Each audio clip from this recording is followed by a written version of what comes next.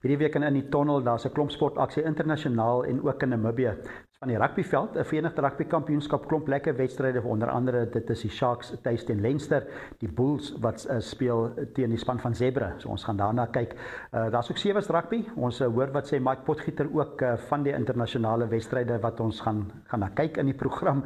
Daar's Namibië, is daar ook lekker rugby, veral die groote in Kommersdal, Western Suburbs teen Grootfontein. Dis op NTV wat dit uitgesaai word en ons gaan kyk wat moontlik in daai wedstryd kan gebeur.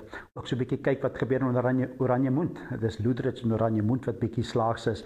Ons praat ook daar met die afrigter van die Ocean Swallows span van Loederich so voor 'n wedstryd. Internasionaal, dan is daar ook golf waarna ons gaan kyk. Dis die PGA reeks wat voortgaan, tennis, Miami Ope wat ook voortgaan. En ons hoor wat sê Aryna Sabalenka onder andere en dan groot sokker, FA Cup en daar's 8 wedstryde of 8 spanne nog betrokke, 4 wedstryde. Ons hoor wat sê 2 van die afrigters. Dan's daar 'n klomp sportaksie in Namibië waarna ons ook kyk. Dit is van cricket tot sokker. En so dis 'n besige sportnaweek. Dis 'n besige sportnaweek oral oor die wêreld, maar veral ook in Namibië. Die reën is nou agter ons. Die manne kan weer rugby speel. So volg ons op in die tonnel.